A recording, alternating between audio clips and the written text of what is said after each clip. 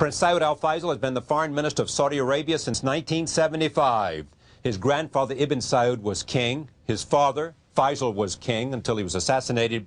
His country is a key U.S. ally in the Arab region. U.S.-Saudi relations have been facing critical challenges since the attacks of 9/11 and the war in Iraq. And last week's attacks in Riyadh once again put the focus on terrorism. We had a wide-ranging conversation this afternoon. We talked about these challenges, about the Middle East peace process, and about the future. Here is that conversation. Mr. Minister, thank you for coming. It's a pleasure to be here. Or I'm coming to your hotel, but thank you for allowing us to sit and talk with you. There's a story now that came out of the AP by John Solomon saying that there was an extensive Saudi role in the Iraqi war, that there was much more cooperation between the Saudi government in terms of the uses of bases and along close to Iraq, in which flights took place from Saudi territory in the Iraqi war.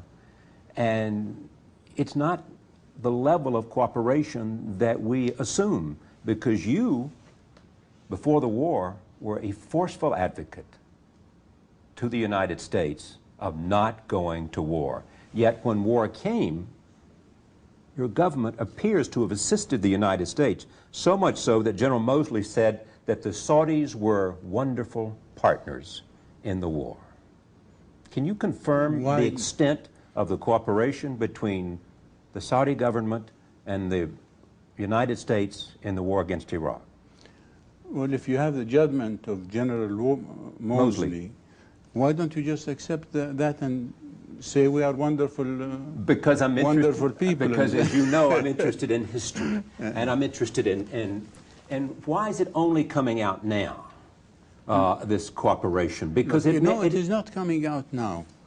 And people are now President Bandar, in appearances on television, has not been talking about the Saudi cooperation. He's mainly been talking about why he was visiting the White House, because they were explaining to him. No, he was responding to about the book. The Woodward book. Book. But it's clear to me now that the reason that he was there is because they were letting him on the plane, and the fact that we're starting the war because the Saudis were helping the United States all along. No, I will ask you to remember that Saudi Arabia was a friend and an ally of the United States. But you did not. Before the last war before the first Gulf War. The first Gulf War, we had 250,000 troops in Saudi Arabia.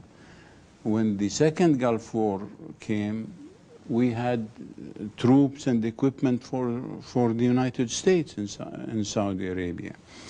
So any effort that the United States had to have in Iraq in the last war, they would have needed to consult, to coordinate, to talk about the issues with Saudi Arabia. They talked to us about it. We told them what we believe, that there is no need to go to war in Iraq in order to achieve the objectives. And this is on record. You talk to them saying that you can overthrow Saddam without going to war? Without going to war. How would you have done that? We believe because Iraq was isolated. The United States troops were arrayed around Iraq from the sea, from the land, from everywhere. And all we thought had to be done was to tell the Iraqi government and to tell the Iraqi army that, listen, this man is not going to stay. You have two choices. You can stay with him or cooperate with us and save Iraq from future problems, and if you cooperate with us, we will protect you. Rather than kick out the government and disband the army, use it in order to get an Iraq that is controllable. So your advice essentially was, you've got him surrounded, wait him out and you will win. Not just wait him out, work on the government and on the military to allow for a change of administration without going to war. Knowing Saddam Hussein and the survival abilities he had. Isn't that the best way to achieve an objective? to do it without firing a bullet or killing one person. We thought that if it at least is tried, it would be worthwhile. So what did the administration say to you when you argued for this position? Because you're not arguing against overthrowing Saddam, you're arguing to do it in a better way. In a different way. They thought it was not a better way. They thought it was not a better way because they thought that somehow he was not, you couldn't overthrow him that way. Well, I don't know the reasoning. You would have to ask the American government for that. But obviously the choice that we suggested wasn't accepted. What else?